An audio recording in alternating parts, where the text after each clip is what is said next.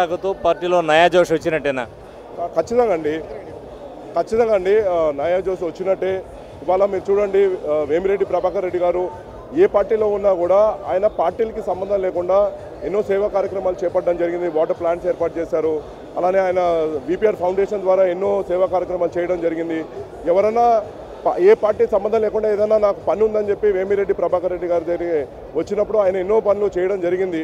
అందువల్ల ఆయన జాయినింగ్తో ఇవాళ ఒక మంచి మెసేజ్ నెల్లూరు జిల్లాకు మొత్తం కూడా పంపిస్తుంది. ఈ మెసేజ్ ఆంధ్ర రాష్ట్రం మొత్తం కూడా స్ప్రెడ్ అవ్వబోతుంది. అదేవిధంగా కోవూరు నియోజకవర్గం తీసుకుంటే ప్రస్తుత పరిస్థితి ఏ విధంగా ఉంది?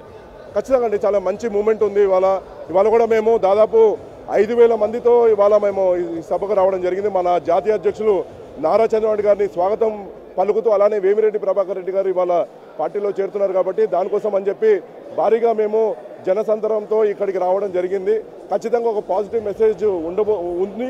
రేపు రాబోయే ఎలక్షన్లో కోవూరు నియోజకవర్గే కాదు, ఉన్న 10 నియోజకవర్గాలు, ఉమ్మడి నెల్లూరు జిల్లాలో 10 నియోజకవర్గాల్లో దీనివల్ల ఒక మంచి మెసేజ్ వచ్చి అందరూ కూడా పార్టీ బలోపేతంతో పాటు ఒక నూతన ఉత్సాహంతో అందరూ కూడా ముందుకు సాగబోతున్నారు, క్యాడర్ అంతా కూడా.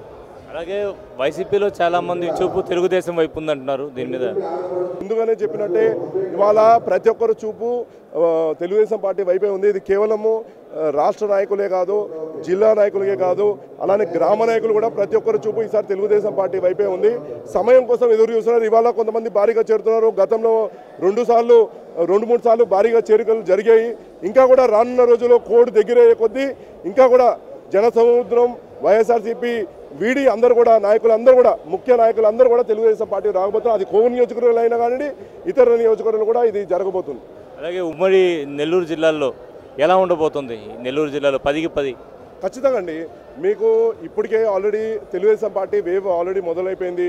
అన్ని దగ్గరలా తెలుగుదేశం పార్టీకి పాజిటివ్ ఉంది. మనం గత 2014 నుంచి 19 దాకా నారా చంద్రబాబు గారు ముఖ్యమంత్రిగా అక్కడున్న ఎమ్మెల్యేలు ఎవరైనా వాడిని గెలిచినా గెలవకపోయినా ప్రజలకందరూ కూడా ఎన్నో సేవా కార్యక్రమాలు చేశారు. అలానే అభివృద్ధి కార్యక్రమాలు నా భూతో నా భవిష్యత్తులాగా జరిగాయి. వాళ్ళు నెల్లూరు సిటీ చూడండి, ఎన్ని అభివృద్ధి పనులు జరిగాయి. కోవూరు నియోజకవర్గంలో 1650 కోట్ల రూపాయలతో పోలవరెడ్డి శ్రీనివాసరెడ్డి గారు అభివృద్ధి పనులు చేయడం, ఇది సంక్షేమంతో కలిపి కాదు, కేవలం అభివృద్ధి పనులు, రోడ్లు, వాటర్ ట్యాంకులు, షెల్టర్స్ కానీ ఇలాంటివి 1650 కోట్ల రూపాయలు ఖర్చు పెట్టడం. వాటితో సంక్షేమం కలిపితే 3000 కోట్ల రూపాయలు కోవూరు నియోజకవర్గ ప్రజలకి మనం అందించాము.